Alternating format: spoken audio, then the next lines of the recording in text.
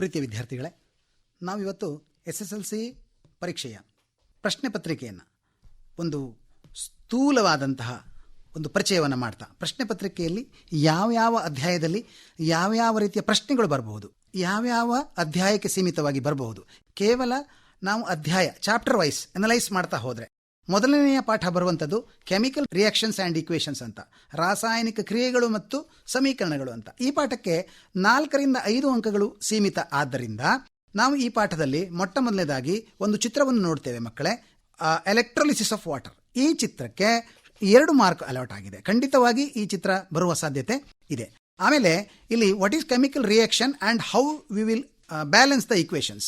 So balancing the equation is very important in this lesson. Reactants and ಪ್ರೊಡಕ್ಟ್ಸನ್ನು ಮತ್ತು ನಮ್ಮ ಯಾವುದು ಆ್ಯರೋ ಮಾರ್ಕಿನ ಆಚೆ ಮತ್ತು ಈಚೆ ಇಟ್ಟಾಗ ಅದು ಬ್ಯಾಲೆನ್ಸ್ ಆಗಬೇಕು ಹೇಳುವಂಥದ್ದು. So balancing the equation is very important. Definitely this question will be asked for 1 mark. So next comes what are the types of chemical equations? There are 4 types of chemical equations. 4 ತರದ chemical ರಿಯಾಕ್ಷನ್ಗಳಿವೆ, ರಾಸಾಯನಿಕ ಕ್ರಿಯೆಗಳಿವೆ.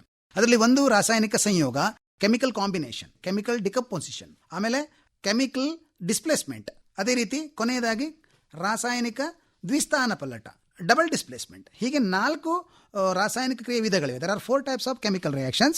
So one of the chemical reaction will be with the priority. So ಇಲ್ಲಿ 2 ಮಾರ್ಕಿನ ಒಂದು ಪ್ರಶ್ನೆ ಬರುವಂಥ ಸಾಧ್ಯತೆ ಇದೆ. ಅದೇ ರೀತಿ ನೀವು ಮುಂದಕ್ಕೆ ಹೋದರೆ ಈ ಪಾಠದಲ್ಲಿ what is exothermic reaction, what is endothermic reaction, what is photochemical reaction, ಈ ಥರದ ಪ್ರಶ್ನೆಗಳು ನಿಮಗೆ 1 ಅಂಕದ ಪ್ರಶ್ನೆಯಾಗಿ ಬರ್ತದೆ. ಆಮೇಲೆ what is redox, what is oxidation reaction, what is reduction reaction. ಇಲ್ಲಿ ನಿಮಗೆ ರಿಡಕ್ಷನ್ ರಿಯಾಕ್ಷನ್ ಮತ್ತು ಆಕ್ಸಿಡೇಷನ್ ರಿಯಾಕ್ಷನ್ ಎರಡೂ ಸೇರಿಸಿದ್ರೆ ರೆಡಾಕ್ಸ್ ಆಗ್ತದೆ. ಈ ರೆಡಾಕ್ಸಿನ ಮೇಲೆ ಒಂದು ಪ್ರಶ್ನೆ ಖಂಡಿತವಾಗಿ ಬರ್ತದೆ. ಆಮೇಲೆ ರ್ಯಾನ್ಸಿಡಿಟಿ ಮತ್ತು ಕೊರೋಷನ್, ಇದರ ಮೇಲೆ ಒಂದು ಪ್ರಶ್ನೆ ಬರ್ತದೆ. What is corrosion and what is rancidity ಅಂತ.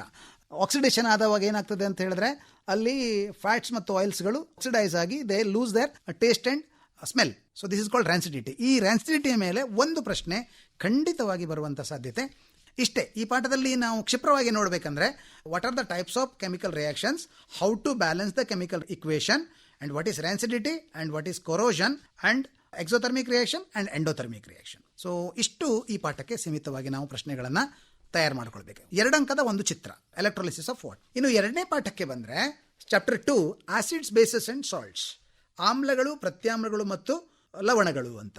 ಸೊ ಇಲ್ಲಿ what R acids and basis, ಆಮ್ಲ ಎಂದರೇನು, ಪ್ರತ್ಯಾಮ್ಲ ಎಂದರೇನು, ವಾಟ್ ಆರ್ ನ್ಯಾಚುರಲ್ ಇಂಡಿಕೇಟರ್ಸ್, ನೈಸರ್ಗಿಕವಾದ ಸೂಚಕಗಳು ಯಾವುದು ಅಂತ. ಲಿಟ್ಮಸ್ ಮತ್ತು ನಾವೇನು ಹೇಳ್ತೇವೆ ಅರಿಶಿನ, turmeric and litmus paper, this are the natural indicators. ಆಮೇಲೆ ಸಿಂಥೆಟಿಕ್ ಇಂಡಿಕೇಟರ್ಸ್ಗಳು ಯಾವುದು ಅಂತ, ಕೃತಕ ಸೂಚಕಗಳು ಯಾವುದು ಅಂತ. ಅಲ್ಲಿ ನಮಗೆ ಮಿಥೈಲ್ ಆರೆಂಜ್ ಮತ್ತು ಫಿನಾಪ್ತಲಿನ್ ಬರ್ತದೆ. ಸೊ ಹೀಗಾಗಿ ಇದರ ಮೇಲೆ ಒಂದು 1 ಅಂಕದ ಪ್ರಶ್ನೆ ಕೇಳುವಂಥ ಸಾಧ್ಯತೆ ಇದೆ. ಆಮೇಲೆ ವಾಟ್ ಆರ್ ಆಲ್ಫ್ಯಾಕ್ಟರಿ ಇಂಡಿಕೇಟರ್ಸ್ ಅಂತ, ಘ್ರಾಣ ಸೂಚಕಗಳು ಯಾವುದು ಅಂತ. ಘ್ರಾಣ ಸೂಚಕಗಳು ಯಾವುದು ಅಂತ ಅಲ್ಲಿ ಕೇಳ್ತಾರೆ. ಓನಿಯನ್ನು, ಗಾರ್ಲಿಕ್ಕು, ವೆನಿಲಾ, ಕ್ಲೋವು ಇವರೆಲ್ಲ ಏನು ಮಾಡ್ತಾರೆ, ಆಸಿಡ್ಸ್ ಮತ್ತು ಬೇಸಿಸ್ ಅಲ್ಲಿ ಇವುಗಳನ್ನು ಡಿಪ್ ಮಾಡಿದವಾಗ they lose their smell, olfactory indicators ಅಂತ. ಸೊ ಈ ಪ್ರಶ್ನೆ ಒಂದು ಇಲ್ಲಿ ಬರುವಂಥ 1 ಅಂಕದ ಪ್ರಶ್ನೆಯಾಗಿ ಬರುವಂಥ ಸಾಧ್ಯತೆ ಇದೆ. ಅತಿ ಮುಖ್ಯವಾಗಿ ಮಕ್ಕಳೇ ಈ ಪಾಠದಲ್ಲಿ ಚಿತ್ರಗಳು ಯಾವುದು, which are the important diagrams in this lesson. First one is reaction of zinc granules with dilute sulphuric acid and testing the hydrogen acid, basis and salts.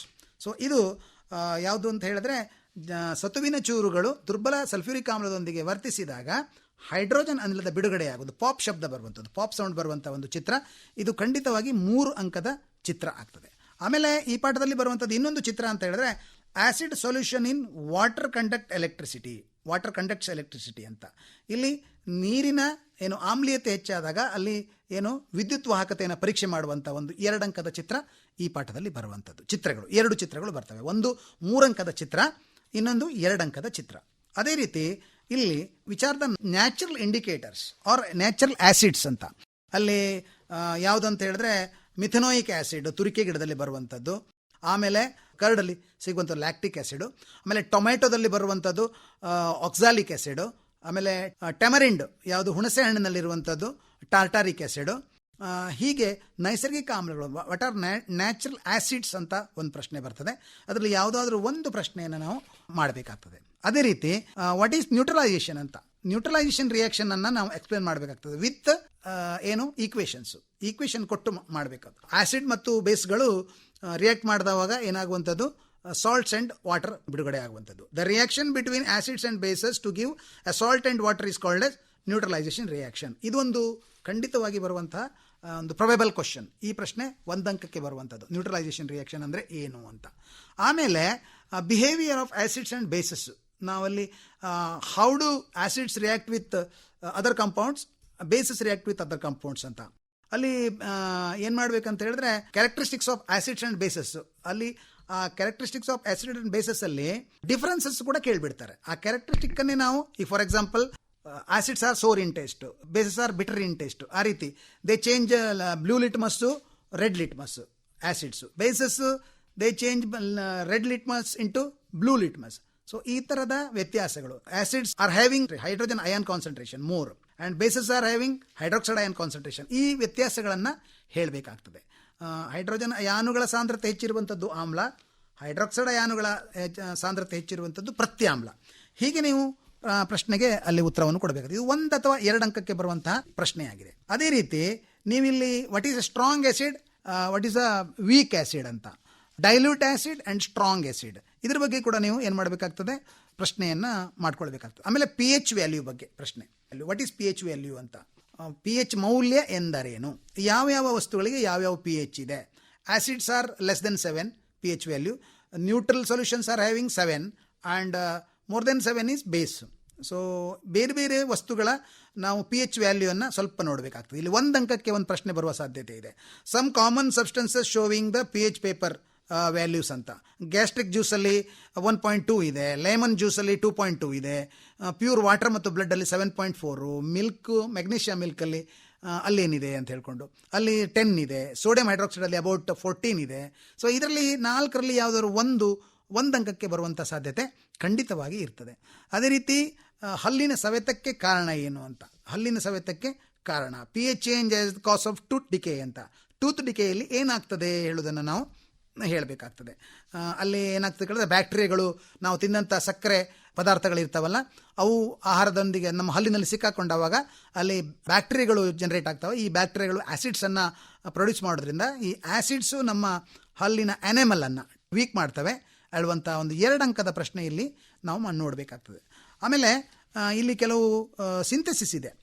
ಯಾವುದು, ಬ್ಲೀಚಿಂಗ್ ಪೌಡರು, ಬೇಕಿಂಗ್ ಸೋಡಾ, ಆಮೇಲೆ washing soda, ಅದೇ ರೀತಿ plaster of Paris. ಇಲ್ಲಿ ನಾವು baking ಸೋಡಾದ preparation ಬಗ್ಗೆ ಬರೀಬೇಕು, ಅದೇ ರೀತಿ ಅದರ ಯೂಸಸ್ ಬಗ್ಗೆ ಹೇಳಬೇಕು. ಅಟ್ಲೀಸ್ಟ್ 2 ಯೂಸಸ್ ಆದರೂ ಹೇಳಬೇಕು. ವಾಟ್ ಈಸ್ ಬ್ಲೀಚಿಂಗ್ ಪೌಡರ್ ಅಂತ ಹೇಳುವಾಗ ಅದರ ಕೆಮಿಕಲ್ ಏನು ಫಾರ್ಮುಲಾ ಹೇಳಬೇಕು ನಾವು, ಅದರ ಕೆಮಿಕಲ್ ಫಾರ್ಮುಲಾ CaOCl2. ಅದೇ ರೀತಿ ಬೇಕಿಂಗ್ ಸೋಡಾ ಬಂದಾಗ ಸೋಡಿಯಂ ಹೈಡ್ರೋಜನ್ ಕಾರ್ಬೋನೇಟ್, ಈ ಸೂತ್ರ ನಮಗೆ ಗೊತ್ತಿರಬೇಕು. We should know the formula NaHCO3, that is called baking soda, sodium hydrogen carbonate. ಅದೇ ರೀತಿ ಅದರ ಯೂಸಸ್ ಯಾವುದು ಅಂತ. ಬೇಕಿಂಗ್ ಸೋಡಾದ ಯೂಸಸ್ ಏನಪ್ಪ ಅಂತ, for making baking powder.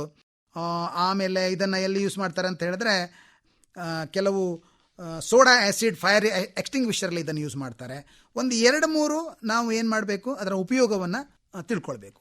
1 part ಉಪಯೋಗ, 1 ಪಾರ್ಟು ಅದರ preparation. Bleaching powder, baking soda, ಆಮೇಲೆ ವಾಷಿಂಗ್ ಸೋಡಾ, ಅದೇ ರೀತಿ ಯಾವುದು ಅಂತ ಹೇಳಿದ್ರೆ plaster of Paris. What is plaster of Paris ಅಂತ ಕೇಳ್ತಾರೆ. ಅದರಲ್ಲಿ ಯಾವ ಕಂಟೆಂಟ್ ಇದೆ ಅಂತ. CaSO4, calcium sulphate, half H2O plus 1.5 H2O, ಅಲ್ಲಿ CaSO4 2H2O ಆಗ್ತದೆ. ಇದು ಜಿಪ್ಸಮ್ ಆಗ್ತದೆ. CaSO4 ಅಂದರೆ ಕ್ಯಾಲ್ಶಿಯಂ ಸಲ್ಫೇಟ್ ಜಿಪ್ಸಮ್. ಈ ಎಲ್ಲ ಸೂತ್ರಗಳು ಅಥವಾ ಸಮೀಕರಣಗಳನ್ನು ಮತ್ತು ಅದರ ಅಣುಸೂತ್ರವನ್ನು ತಿಳ್ಕೊಂಡಿದ್ರೆ ಖಂಡಿತವಾಗಿ ಈ ಪಾಠದಲ್ಲಿ ನಮಗೆ ಒಂದಿಷ್ಟು ಅಂಕ ತಗೊಳ್ಳಿಕ್ಕೆ ಆಗ್ತದೆ. ಆಮೇಲೆ ಆ್ಯಸಿಡ್ ಮತ್ತು ವಾಟರನ್ನು ನಾವು ಸೇರಿಸುವಾಗ ಯಾವುದನ್ನು ಮೊದಲು ಸೇರಿಸಬೇಕು, ಯಾವುದನ್ನು ಆಮೇಲೆ ಸೇರಿಸಬೇಕಂತ. ವಾಟರಿಗೆ ಆ್ಯಸಿಡ್ ಸೇರಿಸಬೇಕಾ ಅಥವಾ ಆ್ಯಸಿಡಿಗೆ ವಾಟರ್ ಪೋರ್ ಮಾಡಬೇಕಾ ಅಂತ. ಸೊ ವಾಟ್ರಲ್ಲಿ we should pour the acids and with continuous stirring. ಹಾಗೇನಾಗ್ತದೆ, it will avoid the exothermic reaction. ಅಲ್ಲಿ ಎಕ್ಸೋಥರ್ಮಿಕ್ ರಿಯಾಕ್ಷನ್ ಆಗೋದ್ರಿಂದ, ಬಹಿರುಷ್ಣಕ ಕ್ರಿಯೆ ಆಗೋದ್ರಿಂದ ಅಲ್ಲಿ ಸ್ಫೋಟ ಆಗುವಂಥ ಸಾಧ್ಯತೆ ಅಥವಾ ಸಿಡಿಯುವ ಸಾಧ್ಯತೆ ಇರ್ತದೆ. ಹೀಗಾಗಿ ಇಷ್ಟು ಪ್ರಶ್ನೆಗಳು ಈ ಪಾಠದಲ್ಲಿ ಬರುವಂಥದ್ದು. ಆಮೇಲೆ ಮುಂದಕ್ಕೆ ಹೋಗುವಾಗ ನಾವು ಈಗ ಭೌತಶಾಸ್ತ್ರದ ಕಡೆಗೆ ಹೋಗೋಣ. ವಿದ್ಯುತ್ ಶಕ್ತಿ ಪಾಠ.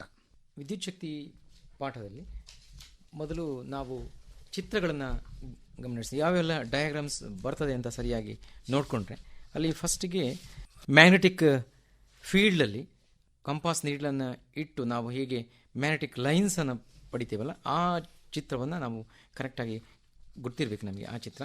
ಹಾಗೆಯೇ ಸ್ಪೆರಿಕಲ್ ಮ್ಯಾಗ್ನೆಟಿಕ್ ಫೀಲ್ಡ್ ಬರ್ತದೆ ಅಲ್ಲಿ, ಯಾವುದು ಕರೆಂಟ್ ಕ್ಯಾರಿಂಗ್ ಸರ್ಕ್ಯುಲರ್ ಲೂಪಲ್ಲಿ ಹೇಗೆ ಮ್ಯಾಗ್ನೆಟಿಕ್ ಫೀಲ್ಡ್ ಜನರೇಟ್ ಆಗ್ತದೆ ಅನ್ನೋದ್ರ ಬಗ್ಗೆ ನಮಗೆ ಕರೆಕ್ಟಾಗಿ ಗೊತ್ತಿರಬೇಕು. ಮತ್ತು ವಾಟ್ ಈಸ್ ಸೊಲಿನಾಯ್ಡ್, ಸೊಲಿನಾಯ್ಡ್ ಅಂದರೆ ಏನಂತ ಗೊತ್ತಿರಬೇಕು. ಜೊತೆಗೆ ಸೊಲಿನಾಯ್ಡ್ನ ಸುತ್ತ ಅಲ್ಲಿ ಜನರೇಟ್ ಆಗುವಂಥ ಕರೆಂಟ್ ಕ್ಯಾರಿಂಗ್ ಸೊಲಿನಾಯ್ಡಲ್ಲಿ ಯಾವ ರೀತಿಯ ಮ್ಯಾಗ್ನೆಟಿಕ್ ಫೀಲ್ಡ್ ಬರ್ತದೆ ಅನ್ನೋದು ಚಿತ್ರ ಗೊತ್ತಿರಬೇಕು. ಆಮೇಲೆ motor and dynamo. Motor dynamo ಬಂದಾಗ ಎರಡು ಕಂಪ್ಯಾರಿಟಿವ್ ಸ್ಟಡಿ ಮಾಡಬೇಕು ನೀವು. ಫಸ್ಟಿಗೆ ನೀವು ಆರ್ಮೇಚರನ್ನು ತೆಗೆದುಕೊಂಡೇ ನೀವು ಚಿತ್ರ ಬಿಡಿಸಬೇಕಾಗ್ತದೆ ಡಯಾಗ್ರಾಮನ್ನು. ಮೋಟಾರಿಗೆ ಬಂದಾಗ ಅಲ್ಲಿ ಸ್ಪ್ಲಿಟ್ ರಿಂಗ್ಸ್ ಇರ್ತದೆ. ಸ್ಪ್ಲಿಟ್ ರಿಂಗ್ಸನ್ನು ಆರ್ಮೇಚರಿಗೆ ನಾವು ಮೋಲ್ಡ್ ಮಾಡಿರ್ತೇವೆ. ಆಮೇಲೆ ನೆಕ್ಸ್ಟ್ ಡೈನಮೋ ಬಂದಾಗ ಅಲ್ಲಿ ರಿಂಗ್ಸ್ ಇರ್ತದೆ. ಆ ರಿಂಗ್ಸನ್ನು ಯಾವ ರೀತಿ ನಾವು ಅದಕ್ಕೆ ಏನೋ ಅದ್ರ ಮೇಲೆ ಇಟ್ಟಿರ್ತೇವೆ ಅಂತ. ಅಲ್ಲಿ ಕಾಯಿಲನ್ನು ಬಿಡಿಸುವಂಥದ್ದು, ಎನ್ ಮತ್ತು ಎಸ್ ಪೋಲ್ಸನ್ನು ಬಿಡಿಸುವಂಥದ್ದು ನೀವು ಮಾಡಬಹುದು ಚಿತ್ರಗಳನ್ನು. ಅದೇ ಎಲ್ಲ ಚಿತ್ರಗಳು 2 ಮಾರ್ಕಿಗೆ ಕೇಳುವಂಥ ಚಿತ್ರಗಳು. ಎಲ್ಲಿ ಕೇಳಿದರೆ ನಮ್ಮ ಮ್ಯಾಗ್ನೆಟಿಕ್ ಎಲೆಕ್ಟ್ರಿಕ್ ಫೀಲ್ಡಲ್ಲಿ ಮ್ಯಾಗ್ನೆಟಿಸಮ್ ಡೆವಲಪ್ ಆಗುವಂಥ ಆ ಒಂದು ಪರ್ಟಿಕ್ಯುಲರ್ ಪಾಠದಲ್ಲಿ, magnetic effects of electric current ಆ ಪಾಠದಲ್ಲಿ. ಸೊ ಅಲ್ಲಿ 2 ಮಾರ್ಕಿನ ಪ್ರಶ್ನೆಗಳು ಬರುವಂಥ ಚಿತ್ರಗಳು ಈ ಸ್ವರೂಪದಲ್ಲಿ. ಆಮೇಲೆ 1 ಮಾರ್ಕಿಗೆ ಬಂದಾಗ ವಾಟ್ ಈಸ್ ಮ್ಯಾಗ್ನೆಟಿಕ್ ಫೀಲ್ಡ್, ಆಮೇಲೆ ರೈಟ್ ಹ್ಯಾಂಡ್ ಥಂಬ್ ರೂಲ್ ಯಾವ ರೀತಿ ಕೆಲಸ ಮಾಡ್ತದೆ 1 ಮಾರ್ಕಿಗೆ ಕೇಳಬಹುದು. Right hand thumb rule. What is solenoid, ಸೊಲಿನಾಯ್ಡಲ್ಲಿ ಐರನ್ನನ್ನು ಯಾಕೆ ನಾವು ಯೂಸ್ ಮಾಡ್ತೇವೆ ಅನ್ನೋ 1 ಮಾರ್ಕಿಗೆ ಒಂದು ಅಪ್ಲಿಕೇಶನ್ ಟೈಪ್ ಕೇಳಬಹುದು. ವಾಟ್ ಈಸ್ ಎಲೆಕ್ಟ್ರೋಮ್ಯಾಗ್ನೆಟ್ ಅಂತ ಕೇಳ್ಬೋದು.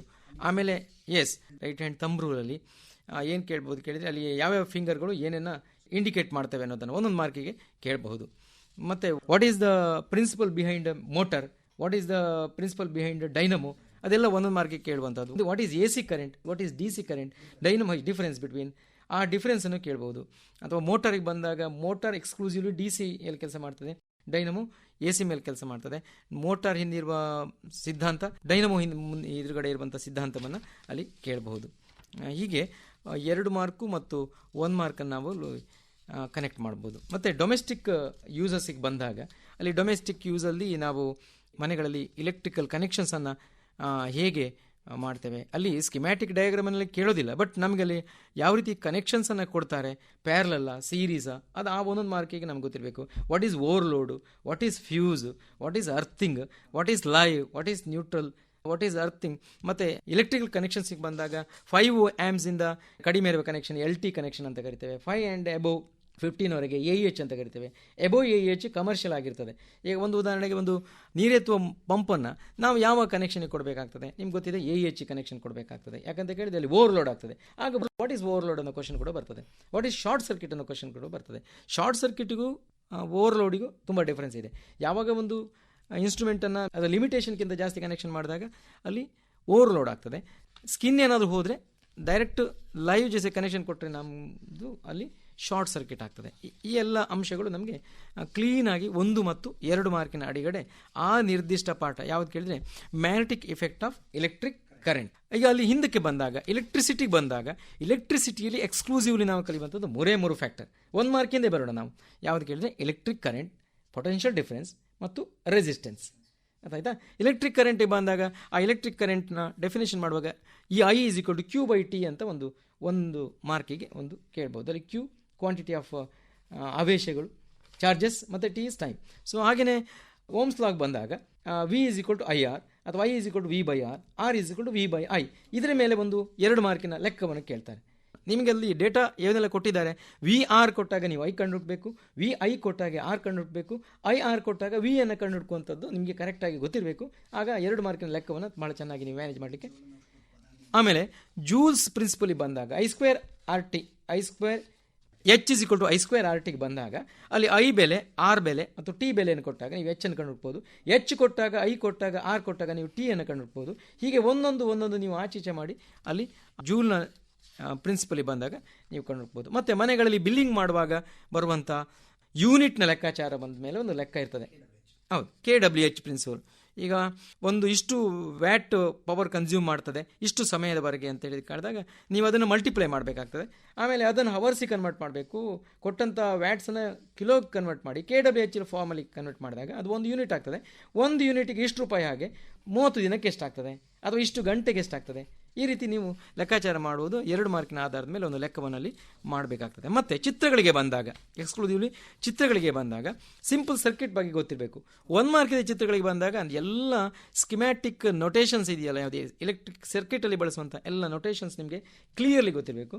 ಮತ್ತು ಸರ್ಕಿಟ್ ಸ್ಕಿಮ್ಯಾಟಿಕ್ ಡಯಾಗ್ರಾಮ್ ಕರೆಕ್ಟ್ ಗೊತ್ತಿರಬೇಕು. ಸಿಂಪಲ್ ಸರ್ಕಿಟ್, ಎಕ್ಸ್ಕ್ಲೂಸಿವ್ ಸಿಂಪಲ್ ಸರ್ಕಿಟಲ್ಲಿ ಅದರ ಸ್ಕಿಮ್ಯಾಟಿಕ್ ಡಯಾಗ್ರಾಮ್ ಕರೆಕ್ಟಾಗಿ ಗೊತ್ತಿರಬೇಕು. ಓಮ್ಸ್ ಲಾಗ್ ಬಂದಾಗ ನಾವು ಓಮ್ಸ್ ಲಾನ ಏನು ಪುಟ್ ಫೋರ್ತ್ ಮಾಡೋದಕ್ಕೆ ಯಾವ ಸರ್ಕಿಟ್ ಇಂಪಾರ್ಟೆಂಟ್, ಆ ಸರ್ಕಿಟ್ನ ಕಂಪ್ಲೀಟ್ ಡಯಾಗ್ರಾಮ್ ನಿಮಗೆ ಕರೆಕ್ಟು ಗೊತ್ತಿರಬೇಕು. Electric circuit for studying Ohm's law ಅದು ಕರೆಕ್ಟಾಗಿ ನಿಮಗೆ ಗೊತ್ತಿರಬೇಕು. ಆಮೇಲೆ ಅಲ್ಲಿ ರೋಧ, ಎಸ್ಪೆಷಲಿ ರೋಧ ಅಂದರೆ ರೆಸಿಸ್ಟೆನ್ಸನ್ನು ಕನೆಕ್ಟ್ ಮಾಡುವಾಗ series connections, parallel connections.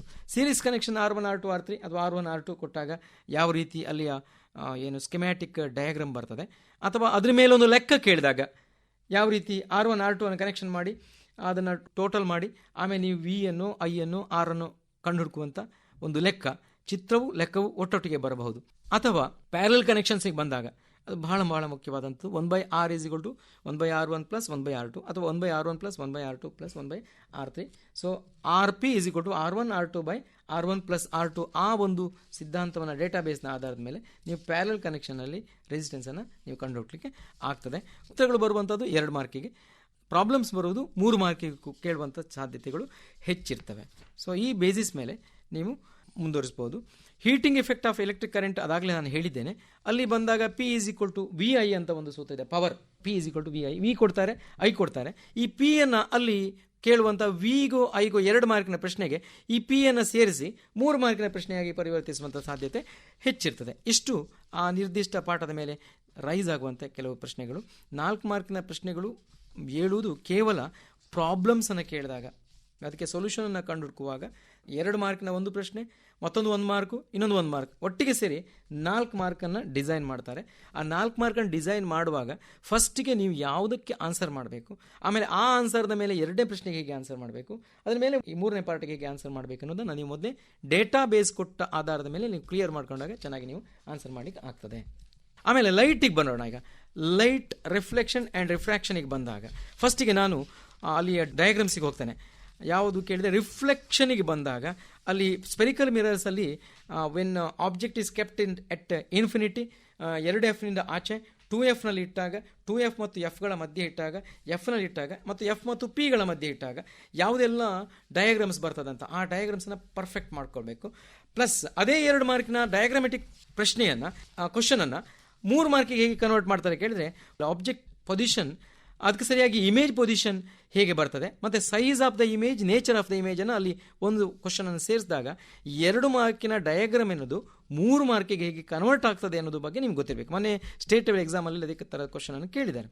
F ಮತ್ತು 2Fಗಳ ಮಧ್ಯೆ ಆಬ್ಜೆಕ್ಟ್ ಇಟ್ಟಾಗ ಇಮೇಜಲ್ಲಿ ಫಾರ್ಮ್ ಆಗ್ತದೆ, ಬಟ್ ಈ ಇಮೇಜಿನ ನೇಚರ್ ಏನು ಅಥವಾ ಸೈಜ್ ಏನು, ಈ ರೀತಿಯ ಕ್ವಶನ್ ರೈಸ್ ಆಗ್ತದೆ. ಇಲ್ಲಿ ರಿಫ್ಲೆಕ್ಷನ್ ಆಫ್ ಸ್ಪೆರಿಕಲ್ ಮಿರರ್ಸಿಗೆ ಬಂದಾಗ, ಅದೇ ರಿಫ್ರಾಕ್ಷನಿಗೆ ಬಂದಾಗ ವಾಟ್ ಈಸ್ ರಿಫ್ರಾಕ್ಷನ್, ಮತ್ತು ಅಲ್ಲಿ ರಿಫ್ರಾಕ್ಟಿವ್ ಇಂಡೆಕ್ಸ್ನ ಬಗ್ಗೆ, ರಿಫ್ರಾಕ್ಟಿವ್ ಇಂಡೆಕ್ಸ್ ಅದರ ಡೆಫಿನೇಷನ್ ಏನು, ಯಾವ್ಯಾವ ಆಬ್ಜೆಕ್ಟ್ಗಳಿಗೆ ಯಾವ್ಯಾವ ರಿಫ್ರಾಕ್ಟಿವ್ ಇಂಡೆಕ್ಸ್ ಇರ್ತದೆ, ಆ ರಿಫ್ರಾಕ್ಟಿವ್ ಇಂಡೆಕ್ಸ್ನ ಆಧಾರದ ಮೇಲೆ ನೀವು ಆ ಆಬ್ಜೆಕ್ಟ್ನಲ್ಲಿ ಅಥವಾ ಆ ಮೀಡಿಯಮಲ್ಲಿ ಸ್ಪೀಡ್ ಆಫ್ ದ ಲೈಟನ್ನು ಯಾವ ರೀತಿ ಕಂಡುಹಿಡ್ಬೋದು, ಇದೆಲ್ಲ 1 ಮಾರ್ಕಿಗೆ ಕೇಳುವಂಥ ಪ್ರಶ್ನೆಗಳಾದರೆ 2 ಮಾರ್ಕಿನ ಡಯಾಗ್ರಾಮ್ಸಿಗೆ ಬಂದಾಗ ಅಲ್ಲಿ ಎಕ್ಸ್ಕ್ಲೂಸಿವ್ಲಿ ಏನು ನಮ್ಮ ಕಾನ್ವೆಕ್ಸ್ ಲೆನ್ಸಲ್ಲಿ ಇಮೇಜಿನ ಆಬ್ಜೆಕ್ಟನ್ನು ಇನ್ಫಿನಿಟಿಯಲ್ಲಿ ಇಟ್ಟಾಗ, 2Fನಿಂದ ಆಚೆ ಇಟ್ಟಾಗ, 2Fನಲ್ಲಿ ಇದ್ದಾಗ, 2Fಗಳ ಮಧ್ಯೆ ಇಟ್ಟಾಗ, ಆಮೇಲೆ Fನಲ್ಲಿ ಇಟ್ಟಾಗ, F ಮತ್ತು Oಗಳ ಮಧ್ಯೆ ಇಟ್ಟಾಗ ಯಾವ ರೀತಿ ಎಲ್ಲ ಇಮೇಜ್ ಫಾರ್ಮೇಷನ್ ಆಗ್ತದೆ, ಇಮೇಜ್ನ ನೇಚರ್ ಏನು, ಇಮೇಜ್ನ ಸೈಜ್ ಏನು, ಇಮೇಜ್ ಎಲ್ಲಿ ಮೂಡ್ತದೆ ಎನ್ನುವುದ್ರ ಬಗ್ಗೆ ಕ್ಲಿಯರ್ ಕಟ್ಟು ಗೊತ್ತಿರಬೇಕು. ಎಕ್ಸ್ಕ್ಲೂಸಿವ್ಲಿ ಇಲ್ಲಿ ಕೇಳುವಂಥದ್ದು 2 ಮಾರ್ಕಿನ ಚಿತ್ರ, 3 ಮಾರ್ಕಿನ ಪ್ರಶ್ನೆಗೆ ಬಂದಾಗ ಅಲ್ಲಿ ಒಂದು ಇಮೇಜಿನ ನೇಚರನ್ನು ಕೇಳುವಂಥ ಒಂದು ಸಾಧ್ಯತೆ ಇರ್ತದೆ. ಮತ್ತು ಅಲ್ಲಿ ಪವರ್ಗೆ ಬಂದಾಗ ಪವರ್ ಅಂತ ಒಂದು ಇದೆ, P = 1/F, ಅದನ್ನು ಸೇರಿಸಿ ಅದೇ ಪ್ರಶ್ನೆಯನ್ನು 4 ಮಾರ್ಕಿಗೆ ಬೇಕಾದ್ರೆ ಕನ್ವರ್ಟ್ ಮಾಡಲಿಕ್ಕೆ ಆಗ್ತದೆ. ಇನ್ನು ಲೆಕ್ಕಗಳಿಗೆ ಬಂದಾಗ, ಯಾವುದು ಪ್ರಾಬ್ಲಮ್ಸಿಗೆ ಬಂದಾಗ, ರಿಫ್ಲೆಕ್ಷನ್ ಮತ್ತು ರಿಫ್ರಾಕ್ಷನ್ಗೆ ಬಂದಾಗ, ರಿಫ್ಲೆಕ್ಷನಲ್ಲಿ ಸ್ಪೆರಿಕಲ್ ಮಿರರ್ಸಿಗೆ ಬಂದಾಗ 1/V + 1/U = 1/F ಆಗ್ತದೆ. V ಕೊಡ್ತಾರೆ, U ಕೊಡ್ತಾರೆ, F ಅನ್ಕೊಳ್ಬೇಕು. F ಕೊಡ್ತಾರೆ, V ಕೊಡ್ತಾರೆ, U ಅನ್ನು ಕಂಡುಹಿಡಬೇಕು. F ಕೊಡ್ತಾರೆ, V ಕೊಡ್ತಾರೆ, U ಅನ್ನು ಕಂಡುಹಿಡಬೇಕು. ಇದರ ಆಧಾರದ ಮೇಲೆ 2 ಮಾರ್ಕಿನ ಪ್ರಶ್ನೆಯನ್ನು ಅಲ್ಲಿ ಸೊಲ್ಯೂಷನ್ ನೀವು ಕಂಡುಹಿಡ್ಬೋದು. ಅಥವಾ ಈ ಪ್ರಶ್ನೆಯ ಜೊತೆಗೆ ಯಾವುದು ಮಿರರ್ ಫಾರ್ಮುಲಾದ ಜೊತೆಗೆ ಅಲ್ಲಿ ಮ್ಯಾಗ್ನಿಫಿಕೇಶನ್ ಕೇಳಿದಾಗಲೂ ಕೂಡ -V/U ಸೂತ್ರವನ್ನು ಹಾಕಿ ನೀವು ಫಾರ್ಮುಲಾ ಹಾಕಿ ನೀವು 3 ಮಾರ್ಕಿಗೆ ಅದನ್ನು ಕನ್ವರ್ಟ್ ಮಾಡ್ಕೋಬೋದು. ಈ ರೀತಿ ಒಂದು ಪ್ರಶ್ನೆಯನ್ನು 3 ಮಾರ್ಕಿಗೆ ಈ ಎಲ್ಲ ರೀತಿಯಲ್ಲಿ ಮಿರರ್ಸಲ್ಲಿ ಕೇಳ್ಬೋದು. ಆಮೇಲೆ ನಮ್ಮ ಲೆನ್ಸಿಗೆ ಬಂದಾಗ ಅಲ್ಲಿ 1/V + 1/U = 1/F ಲೆನ್ಸ್ ಫಾರ್ಮುಲಕ್ಕೆ ನಾವು ಬರ್ತೇವೆ. ಅಲ್ಲಿ ವಿ ಕೊಡ್ತಾರೆ, ಯು ಕೊಡ್ತಾರೆ, ಎಫ್ ಅನ್ನು ಕಂಡುಹಿಡಬೇಕು. ಅಥವಾ ಎಫ್ ಕೊಡ್ತಾರೆ, ಯು ಕೊಡ್ತಾರೆ, ವಿ ಅನ್ನು ಕಂಡುಹಿಡ್ಬೋದು. ವಿ ಕೊಡ್ತಾರೆ, ಎಫ್ ಕೊಡ್ತಾರೆ, ಯು ಅನ್ನು ನಾವು ಆ ಪ್ರಶ್ನೆಯ ಆಧಾರದ ಮೇಲೆ ಕಂಡುಹುಡುಕಿ ಆಮೇಲೆ ಮ್ಯಾಗ್ನಿಫಿಕೇಷನನ್ನು ನಾವು ಕಂಡುಹಿಡ್ಬೋದು. ಬರೇ ಮ್ಯಾಗ್ನಿಫಿಕೇಷನ್ ಕೊಟ್ಟು ಆ ಇಮೇಜ್ ಯಾವ ರೀತಿಯ ನೇಚರನ್ನು ಪಡೆದಿದೆ, ಇಮೇಜಿನ ಆಬ್ಜೆಕ್ಟ್ನ ಹೈಟ್ ಕೊಡ್ತಾರೆ, ಇಮೇಜಿನ ನೇಚರನ್ನು ಕಂಡುಹುಡುಕಿ ಇಮೇಜ್ ಯಾವ ರೀತಿ ಅದು ಸ್ಯೂಡೋ ಇಮೇಜಾ ರಿಯಲ್ ಇಮೇಜಾ ಅನ್ನೋದ್ರ ಬಗ್ಗೆ ನೀವಲ್ಲಿ ನೋಡ್ಕೊಳ್ಳಿಕ್ಕೆ ಆಗ್ತದೆ 1 ಮಾರ್ಕಿಗೆ. ಸೊ 2 ಮಾರ್ಕಿನ ಫಾರ್ಮುಲಾದ ಜೊತೆಗೆ ಈ 1 ಮಾರ್ಕನ್ನು ಸೇರಿಸಿ 3 ಮಾರ್ಕಿನ ಒಂದು ಪ್ರಾಬ್ಲಮ್ ಆಗಿ ಕನ್ವರ್ಟ್ ಮಾಡಿ ಕೇಳಬಹುದು. ಅಥವಾ ಇನ್ಯಾವುದೋ ಒಂದು ಅಂಶವನ್ನು ಸೇರಿಸಿ ಅದೇ ಪ್ರಶ್ನೆಯನ್ನು 4 ಮಾರ್ಕಿಗೆ ಕೂಡ ಕನ್ವರ್ಟ್ ಮಾಡುವಂಥ ಸಾಧ್ಯತೆ ಇರ್ತದೆ. ರಿಫ್ರಾಕ್ಟಿವ್ ಇಂಡೆಕ್ಸ್ ಮೇಲೆ ಕೂಡ ಕೇಳುವಂಥ ಪ್ರಶ್ನೆ ಇದೆ, ಸಾಧ್ಯತೆ ಇದೆ. ಸೊ ಇದಿಷ್ಟು ಲೈಟಿಗೆ ಸಂಬಂಧಪಟ್ಟ ಹಾಗೆ. ಇನ್ನು ನಾವು ರಸಾಯನಶಾಸ್ತ್ರಕ್ಕೆ ಬಂದರೆ 3ನೇ chapter metals and non metals. ಇಲ್ಲಿ what are metals and non metals, what are the physical properties of metals and non metals, ಇವುಗಳ ಭೌತ ಗುಣಗಳು, ಲೋಹ ಮತ್ತು ಅಲೋಹಗಳ ಭೌತ ಗುಣಗಳು ಯಾವುದು ಅಂತ ಕೇಳ್ತಾರೆ. ಅಲ್ಲಿ ರಾಸಾಯನಿಕ ಗುಣಗಳು ಇದ್ದಾವೆ. ವಾಟ್ ಆರ್ ಅಲ್ಕಲಿ ಮೆಟಲ್ಸ್ ಅಂತ, ಆಮೇಲೆ ವಾಟ್ ಈಸ್ ಎನ್ ಲಸ್ಟರ್, ಆಮೇಲೆ ಸೋನೋರಸ್ ಅಂದ್ರೆ ಏನು ಅಂತ, ಲೋಹಿಯ ಕಾಂತಿ ಮತ್ತು ಶಾಬ್ದನ ಅಂದ್ರೆ ಏನು ಅಂತ ಅದರ ಗುಣಗಳು, ಆಮೇಲೆ ಡಕ್ಟಿಬಿಲಿಟಿ ಆ್ಯಂಡ್ ಮ್ಯಾಲಿಬಿಲಿಟಿ, ಇದರ ಮೇಲೆ ಪ್ರಶ್ನೆ ಕೇಳುವಂಥ ಸಾಧ್ಯತೆ ಇದೆ. ಈ ಪಾಠಕ್ಕೆ ಅತಿ ಮುಖ್ಯವಾಗಿ ಬರುವಂಥ ಚಿತ್ರಗಳು 3 ಮಾರ್ಕಿನ action of steam on a metal, ಇದು 3 ಮಾರ್ಕಿನ ಖಂಡಿತವಾಗಿ ಬರಬಹುದಾದ ಒಂದು ಚಿತ್ರ. ಅದೇ ರೀತಿ ಇನ್ನೊಂದು 2 ಅಂಕದ ಚಿತ್ರ ಕೂಡ ಇಲ್ಲಿ ಇದೆ, testing the conductivity of A salt solution ಹೇಳುವಂಥದ್ದು, ಲವಣ ದ್ರಾವಣದ ವಾಹಕತೆಯನ್ನು ಪರೀಕ್ಷಿಸುವ ಚಿತ್ರ ಅಂತ. ಇದು 2 ಚಿತ್ರಗಳು ಈ ಪಾಠದಲ್ಲಿ ಬರುವಂಥದ್ದು. ಆಮೇಲೆ ವಾಟ್ ಆರ್ ಎಂಫೋಟರಿಕ್ ಆಕ್ಸೈಡ್ಸ್ ಅಂತ, ಉಭಯಧರ್ಮಿ ಆಕ್ಸೈಡ್ಗಳು ಎಂದರೇನು ಅಂತ, ಇದು ಕೂಡ 1 ಅಂಕದ ಪ್ರಶ್ನೆ ಅಥವಾ 2 ಅಂಕದ ಪ್ರಶ್ನೆಯಾಗಿ ಬರುವಂತ ಸಾಧ್ಯತೆ. ಆಮೇಲೆ ಪ್ರಾಪರ್ಟೀಸ್ ಆಫ್ ಅಯಾನಿಕ್ ಕಂಪೌಂಡ್ಸ್, ಸಹವೆಲೆನ್ಸಿಯ ಮತ್ತು ಅಯಾನಿಕ, ಇಲ್ಲಿ ಅಯಾನಿಕ ಸಂಯುಕ್ತಗಳ ಗುಣಲಕ್ಷಣಗಳು ಏನು ಅಂತ ಕೇಳ್ಬೋದು. ಪ್ರಾಪರ್ಟೀಸ್ ಆಫ್ ಅಯಾನಿಕ್ ಕಂಪೌಂಡ್ಸ್, ಇದು 2 ಅಂಕಕ್ಕೆ ಬರಬಹುದಾದಂಥ ಒಂದು ಪ್ರಶ್ನೆ. ಆಮೇಲೆ ಡಾಟೆಡ್ ಡಯಾಗ್ರಾಮ್ಸ್, ಮ್ಯಾಗ್ನೀಷಿಯಂ ಕ್ಲೋರೈಡ್ ಮತ್ತು ಸೋಡಿಯಂ ಕ್ಲೋರೈಡ್ನ ಡಾಟೆಡ್ ಡಯಾಗ್ರಾಮ್ಸ್, ಇದು ಖಂಡಿತವಾಗಿ ಒಂದು ಪ್ರಶ್ನೆ ಬರುವಂಥ ಸಾಧ್ಯತೆ ಇಲ್ಲಿ ಇದೆ. ಅದೇ ರೀತಿ metals and non metals, how do they react with acids ಅಂತ, ಅಲ್ಲಿ ಹೈಡ್ರೋಜನ್ ಬಿಡುಗಡೆ ಆಗ್ತದೆ ಅಂತ, ಯಾಕೆ ಅವರು ನೈಟ್ರಿಕ್ ಆಸಿಡ್ ಒಟ್ಟಿಗೆ ಹೈಡ್ರೋಜನ್ ಬಿಡುಗಡೆ ಮಾಡೋದಿಲ್ಲ ಹೇಳುವ ಒಂದು ಪ್ರಶ್ನೆ ಕೂಡ ಬರುವಂಥ ಸಾಧ್ಯತೆ ಇದೆ. ಆಮೇಲೆ reactivity series, potassium, sodium, calcium, magnesium, aluminium, zinc, ferrous, PB, Cu, Hg, Ag and Au, potassium, sodium, calcium, magnesium, aluminium, zinc, iron, lead, copper, mercury, silver, gold ಅಂತ. ಇದನ್ನು ನಾವು ಕನ್ನಡದಲ್ಲಿ ತುಂಬ ಚೆನ್ನಾಗಿ ಹೇಳ್ತೇವೆ, ಕನಕ ಮಗ ಅಲ್ಲ ಜನಕ, ಸೀತಾಳ ಪಾದಕ್ಕೆ ಬೆಳ್ಳಿ ಚಿನ್ನ ಅಂತ ಒಂದು ಸೂತ್ರ ಮಾಡ್ಕೊಂಡು ನಾವು ಕಲಿಬಹುದಾಗಿದೆ ರಿಯಾಕ್ಟಿವಿಟಿ ಸೀರೀಸ್ ಅನ್ನ. ಇದು ಕೂಡ 1 ಅಂಕಕ್ಕೆ ಕೇಳುವಂತ ಒಂದು ಪ್ರಶ್ನೆ ಆಗಿದೆ. ಇನ್ನು ನಾವು ಮುಂದಕ್ಕೆ ಹೋದ್ರೆ ಕಾರ್ಬನ್ ಮತ್ತು ಅದರ ಸಂಯುಕ್ತಗಳು ಈ ಪಾಠಕ್ಕೆ ಬಂದಾಗ ಇಲ್ಲಿ ನಾವು ಹೆಚ್ಚಾಗಿ ಮಹತ್ವ ಕೊಡುವಂತದ್ದು ಕಾರ್ಬನ್ ಅಂಡ್ ಇಟ್ಸ್ ಕಂಪೌಂಡ್ಸ್. ಇಲ್ಲಿ ವಾಟ್ ಈಸ್ ಕೆಟಿನೇಷನ್ ಅಂತ, ಕೆಟನೀಕರಣ ಎಂದರೇನು, ಕೆಟನೀಕರಣದ ವಿಧಗಳು ಯಾವ್ಯಾವುದು ಅಂತ, ಬ್ರಾಂಚ್ಡ್ ಸೀರೀಸು, ಆಮೇಲೆ ಕ್ಲೋಸ್ಡ್ ಸೀರೀಸು, ಆಮೇಲೆ ಏನೇನು ಹೇಳ್ತಾರೆ ಲೀನಿಯರ್ ಸೀರೀಸ್ ಅಂತ, ಚೈನ್ಸ್ ಅಂತ, ಈ 3 ಚೈನ್ಗಳ ಬಗ್ಗೆ ಅಲ್ಲಿ ಕೇಳ್ತಾರೆ. ಆಮೇಲೆ ಯಾವುದಾದ್ರೂ ಒಂದು ಡಾಟೆಡ್ ಡಯಾಗ್ರಾಮ್ ಅನ್ನು ಕೇಳ್ತಾರೆ. ಅಲ್ಲಿ ಸ್ಟ್ರಕ್ಚರಲ್ ಫಾರ್ಮುಲಾ ಮತ್ತು ಅಟಮಿಕ್ ಫಾರ್ಮುಲಾ ಅಂತ, ಅಣುಸೂತ್ರ ಮತ್ತು ರಚನಾ ಸೂತ್ರಗಳನ್ನು ಕೇಳುವಂಥದ್ದು. ಐಸೋಮೆರಿಸಮ್ ಅಂದ್ರೆ ಏನು ಅಂತ, ಬ್ಯೂಟೇನ್ನ ಸಮಾಂಗಿಗಳು ಯಾವುದು ಅಂತ. ಇಲ್ಲಿ ಮಕ್ಕಳೇ ನೀವು ನೋಡ್ಕೊಳ್ಬೇಕಾದ್ದು ಪ್ರೊಪೇನ್, ಬ್ಯೂಟೇನ್, ಪೆಂಟೇನ್, ಹೆಕ್ಸೇನ್ ಇಷ್ಟನ್ನು ಮಾತ್ರ ಕಲ್ತ್ಕೊಂಡ್ರೆ ಸಾಕು. ಇದರ ಅಣುಸೂತ್ರ ಮತ್ತು ರಚನಾ ಸೂತ್ರ, ಅಟಮಿಕ್ ಫಾರ್ಮುಲಾ ಮತ್ತು ಸ್ಟ್ರಕ್ಚರಲ್ ಫಾರ್ಮುಲಾ ಬರೀಲಿಕ್ಕೆ ಗೊತ್ತಾಗಬೇಕು. ಮೀಥೇನ್ ಅಂದರೆ 1, ಈಥೇನ್ ಅಂದರೆ 2, ಪ್ರೊಪೇನ್ ಅಂದರೆ 3, ಬ್ಯೂಟೇನ್ ಅಂದರೆ 4, ಪೆಂಟೇನ್ ಅಂದರೆ 5, ಹೆಕ್ಸೇನ್ ಅಂದರೆ 6. ಅದೇ ರೀತಿ ಸೈಕ್ಲೋ ಬಂದಾಗ, ಮುಚ್ಚಿದ ಸರಪಣಿಗೆ ಬಂದಾಗ, ಕ್ಲೋಸ್ಡ್ ಚೈನಿಗೆ ಬಂದಾವಾಗ ಸೈಕ್ಲೋಪ್ರೋಪೇನ್, ಸೈಕ್ಲೋಬ್ಯೂಟೇನ್, ಸೈಕ್ಲೋಪೆಂಟೇನ್, ಸೈಕ್ಲೋಹೆಕ್ಸೇನ್ ಆ್ಯಂಡ್ ಬೆನ್ಝೀನ್ ಇಷ್ಟರ ಒಂದು ರಚನಾ ಸೂತ್ರ ಅಥವಾ ನಾವೇನು ಹೇಳ್ತೇವೆ ಅದಕ್ಕೆ ಸ್ಟ್ರಕ್ಚರಲ್ ಫಾರ್ಮುಲಾವನ್ನು ಬರೀಲಿಕ್ಕೆ ನಾವು ಕಲ್ತ್ಕೊಳ್ಬೇಕಾಗ್ತದೆ. ಅದೇ ರೀತಿ ಮುಂದಕ್ಕೆ ಹೋದಾಗ ವಾಟ್ ಆರ್ ಫಂಕ್ಷನಲ್ ಗ್ರೂಪ್ಸ್ ಅಂತ, ಕ್ರಿಯಾ ಗುಂಪುಗಳು ಅಂದರೆ ಯಾವುದು ಅಂತ, ಅಲ್ಲಿ ಆಲ್ಕೋಹಾಲ್ ಕೇಳ್ತಾರೆ. ಅದೇ ರೀತಿ ಕ್ಲೋರಿನ್, ಬ್ರೋಮಿನ್, ಹ್ಯಾಲೋಜಿನ್ಗಳ ಬಗ್ಗೆ ಕೇಳ್ತಾರೆ. ಆಮೇಲೆ aldehydes and ketones, CHO and CO ಕೇಳ್ತಾರೆ. ಆಮೇಲೆ ಕಾರ್ಬಾಕ್ಸಿಲಿಕ್ ಆಸಿಡ್. ಇದರಲ್ಲಿ ಯಾವುದಾದ್ರೂ ಒಂದು ಫಂಕ್ಷನಲ್ ಗ್ರೂಪ್ ಬಗ್ಗೆ ನಿಮಗೆ ಚಿತ್ರ ಬರೀಲಿಕ್ಕೆ ಅಥವಾ ಅದರ ಫಾರ್ಮುಲಾ ಬರೀಲಿಕ್ಕೆ ಖಂಡಿತವಾಗಿ ಇರ್ತದೆ.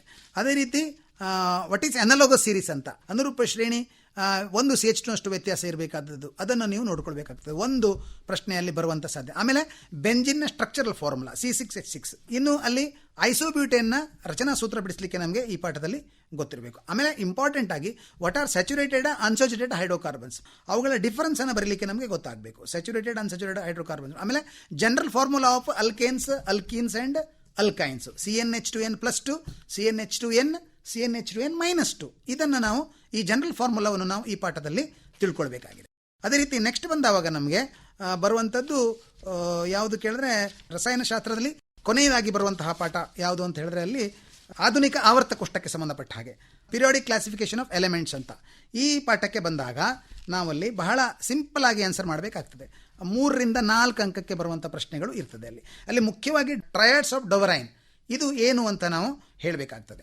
ಅದರ ಪ್ರಿನ್ಸಿಪಲ್ ಮಾತ್ರ ಹೇಳಿದ್ರೆ ಸಾಕು. ಹೇಗೆ ಅದು ಟ್ರಯಾಡ್ಸ್ ಆಗ್ತದೆ, ಯಾವ್ಯಾವ ಟ್ರಯಾಡ್ಸ್ಗಳಾಗ್ತವೆ, ಕ್ಲೋರಿನ್, ಬ್ರೋಮಿನ್, ಅಯೋಡಿನು, ಆಮೇಲೆ ಲಿಥಿಯಮ್ಮು, ಸೋಡಿಯಮ್ ಆ್ಯಂಡ್ ಪೊಟ್ಯಾಷಿಯಮು, ಇದರ ಟ್ರಯಾಡ್ಸ್ಗಳು ಹೇಗಾಗ್ತದೆ ಅಂತ.